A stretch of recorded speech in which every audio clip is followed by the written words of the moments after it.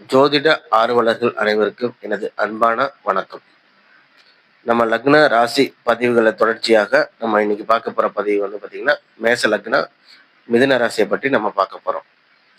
ஒரு சிறு குறிப்பாக லக்னம்னா என்ன, ராசினா என்னங்கிறத நான் வந்து சொல்லிட்டு இந்த பதிவை நான் அப்படியே தொடங்குறேன். லக்னம் அப்படிங்கிறது வந்து பார்த்தீங்கன்னா, உங்களுடைய செயல்பாடுகள், வாழ்க்கையில நீங்க எப்படி செயல்பட போறீங்கிறத குறிப்பிடுறது. ராசிங்கிறது உங்க மனதுக்குள்ள நடக்கும் சிந்தனைகள், மனநிலை. ஸோ இதுதான் ராசி. ஸோ லக்னம் நம்ம எப்படி செயல்படுகிறோம் என்பதையும், ராசி நாம எப்படி சிந்திக்கிறோம் என்பதை காட்டுறது தான் வந்து பார்த்தீங்கன்னா, லக்னத்துக்கு ராசிக்கான வித்தியாசம். இந்த பதிவுல வந்து பார்த்தீங்கன்னா, மேச லக்னம் மிதுன ராசியை பற்றி நம்ம பார்க்க போறோம். இப்போ இந்த கட்டத்துல தெரிகிற மாதிரி நீங்க மேசத்துல லக்னமும் மிதுனத்துல ராசி சந்திரனையும் போட்டுக்கிறேன். அப்ப இந்த இந்த மாதிரி உங்க ஜாதகத்துல இருந்தா நீங்க மேச லக்னத்துல பிறந்து ஜென்ம ராசியாக மிதுன ராசியாக வந்திருக்கும். இங்க மேசங்கிறது வந்து பாத்தீங்கன்னா செவ்வாயோட வீடு, மிதுனங்கிறது புதனுடைய வீடு. இங்க செவ்வாய் வந்து பாத்தீங்கன்னா வேகத்தையும், புதன் வந்து பாத்தீங்கன்னா விவேகத்தையும் குறிக்கக்கூடியது. அப்ப இந்த இடத்துல வேகமும் விவேகமும் ஒன்று சேருது. இவங்களுடைய சிந்தனைகள், எண்ணங்கள் எல்லாமே விவேகமா இருக்கும். ஆனா இவங்களுடைய செயல்பாடுகள் எல்லாமே வேகமாக இருக்கும். மேச லக்னமா இருக்கிறதுனால செயல்பாட்டுல ரொம்ப வேகத்தை காட்டுவாங்க. அதுவே மிதுன ராசியா வர்றதுனால மனதுல எப்போதும் ஏதாவது ஒரு சிந்திச்சு கொண்டே அந்த செயல்பாட்டை வேகமாக செய்வாங்க. அதாவது ஒரு விஷயம் அவங்க மனதுல தோன்றுச்சுன்னா உடனே அதை செய்ய வேண்டும் என நினைப்பாங்க. அதே மாதிரி அவங்க ஒரு விஷயத்தை செய்யறாங்கன்னா அதை பற்றி ரொம்ப ஆழமா தெரிஞ்சுக்கணுங்கிற ஆர்வம் அவங்களுக்கு இருக்கும். ரொம்ப தைரியமாகவும் செயல்படுவாங்க. அதே மாதிரி மனசுல வந்து பல விஷயங்களை போட்டுக்கிட்டே, அதாவது அதை பத்தி குழம்பிக்கிட்டே அந்த செயல்பாட்டை செய்வாங்க.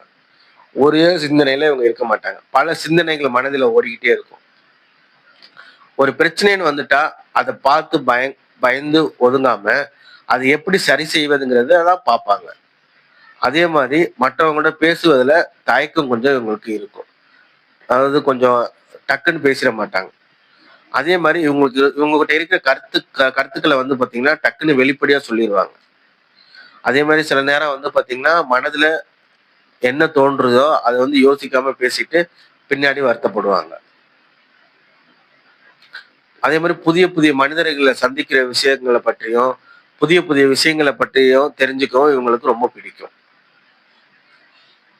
அதே மாதிரி வந்து பாத்தீங்கன்னா ஒரு வேலையை வந்து பாத்தீங்கன்னா நீண்ட நேரம் செய்வதை விட அது புதுமையா வேற விதமா செய்யணும், மாற்றத்தை வேணும் அப்படிங்கிற மாதிரி ஆர்வம் இவங்களுக்கு இருக்கும். அதே மாதிரி ஒரே நேரத்துல பல விஷயங்களை, பல வேலைகளை செய்யணுங்கிற நினைப்பாங்க. அதே மாதிரி ஒரு தொழிலோ இல்ல வேலையில செய்யற இடத்துல பல வேலைகளை பார்ப்பாங்க. ஒரே ஒரு தொழிலை மட்டும் இல்லாம வேற பல வேலைகள் பார்க்க ஆரம்பிப்பாங்க. அதே மாதிரி ஒரு வேலை பிடிச்சிருச்சுன்னா அதை ரொம்ப சுறுசுறுப்பா அவங்க செயல்படுவாங்க. அதுவே அந்த வேலை பிடிக்கலைன்னா உடனே யோசிக்காம கொள்ளாம அடுத்த வேலைக்கு மாறிடுவாங்க. அதே மாதிரி இவங்க எதெல்லாம் கற்றுக்கொள்றாங்களோ அதை மற்றவங்ககிட்டயும் வந்து ஷேர் பண்ணிக்கிறதுக்கு இவங்களுக்கு ரொம்ப பிடிக்கும். அதே மாதிரி உங்களுக்கு கோபம் வந்துச்சுன்னா அதை உடனடியாக வெளிப்படுறது தன்மை இவங்களுக்கு இருக்கும். ஆனா அந்த கோபமே வந்து பாத்தீங்கன்னா உங்களுக்கு சீக்கிரம் வந்து குறைஞ்சிரும். அதை வந்து பாத்தீங்கன்னா பேசி சமாளிச்சு அதை வந்து இவங்க அதை வந்து கரெக்ட் பண்ணிக்குவாங்க. அதே மாதிரி மற்றவங்க இவங்களை கட்டுப்படுத்தணும்னு இவங்களுக்கு பிடிக்காது. இவங்க வந்து கொஞ்சம் ஃப்ரீடமா இருக்க விரும்புவாங்க. அதே ஏன்னா இவங்களுடைய முடிவு இவங்களே எடுத்துக்கணும் அப்படிங்கிறது இவங்க விருப்பமா இருக்கும். அதே மாதிரி பணம் சம்பாதிக்கிறதுல புதுமையாக போகணும், நிறைய சம்பாதிக்கணும் அப்படிங்கிற மாதிரி இவங்களுக்கு ஆர்வம் அதிகமா இருக்கும். ஒரு இடத்துல பணத்தை முதலீடு பண்றாங்கன்னா இவங்க நிறைய யோசிச்சு எடுப்பது ரொம்ப நல்லது. நண்பர்களும் எளிதில் பழகுவாங்க. மனதுல பல எண்ணங்கள் ஓடுதல்னால சில நேரம் வந்து குழப்பங்கள் ஏற்படலாம். ஸோ இவங்க வந்து மனசுல நிறைய விஷயங்களை போட்டு குழப்பிக்காம இருக்கிறது ரொம்ப நல்லது. அதே மாதிரி பணத்துல முதலீடு போடுறதுக்கு முன்னாடி யோசிக்கிறது நல்லது. இவங்க வேகமா இருக்கிறது வந்து பாத்தீங்கன்னா பலம். அது அவசரமா செய்யறது வந்து பாத்தீங்கன்னா பலவீனமா இருக்கும் இவங்களுக்கு. அதே மாதிரி ரொம்ப அதிகமா இவங்க யோசிக்கிறதுனாலே சில நேரங்கள்ல பல தடைகள் இல்ல சில வாய்ப்புகளை இவங்க வந்து தவற விட்டுறாங்க.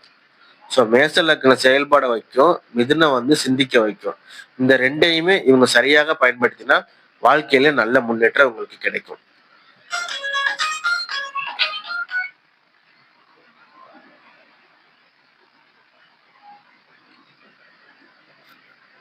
ஸோ நம்ம அடுத்த பதிவில் வந்து பார்த்தீங்கன்னா மேச லக்னமும் கடக ராசி பிறந்தவங்க எப்படி இருப்பாங்க அப்படிங்கிறத நம்ம பார்க்கலாம். ஸோ இதோட சுருக்கமாக நான் சொல்லிடுறேன். நீங்கள் மேச லக்னத்தில் பிறந்து மிதுன ராசியாக இருக்கும்போது உங்களுக்கு வந்து பார்த்தீங்கன்னா வேகமும் விவேகமும் ஒன்று சேருது. அப்போ எந்த ஒரு விஷயத்தையும் நீங்கள் விவேகமாக யோசித்து வேகமாக செயல்படுத்திடுவீங்க. ஸோ அது ஒரு சைடு வந்து ப்ளஸ்ஸாக இருக்குது. அப்போ இவங்கெல்லாம் வந்து பார்த்தீங்கன்னா இன்டோர் கேம், அதாவது செஸ், கேரம் இந்த மாதிரி விவேகத்தோட கூடிய விளையாட்டுத்துறையில் இருக்கும்போது இவங்களுக்கு நல்லா சிறப்பாக இருக்கு. அதே மாதிரி போலீஸ்ல இருக்கும்போது இன்டெலிஜென்ட்டான துறையில இருக்கும்போது சைபர் கிரைம் இந்த மாதிரி இருக்கும்போது அவங்களுக்கு நிறைய சப்போர்ட் பண்ணுது. அவங்களாம் இதில் இருப்பாங்க. ஏன்னா இங்கே செவ்வாயும் வர்றதுனால. ஸோ நல்லா புத்திசாலியாக இருக்கிறதுனால இவங்களுக்கு வந்து நல்ல ஒரு எதிர்காலங்கள் இருக்கு. இதை கண்டிப்பாக பயன்படுத்துவது ரொம்ப நல்லது. உங்களுடைய இந்த வேகத்தையும் விவேகத்தையும் சரிவர நீங்க பயன்படுத்தும் போது வாழ்க்கையில நீங்க ஒரு நல்ல வெற்றியை பெறறதுக்கு வாய்ப்புகள் அதிகம். ஸோ மீண்டும் அடுத்த பதிவில் சந்திப்போம். நன்றி, வணக்கம்.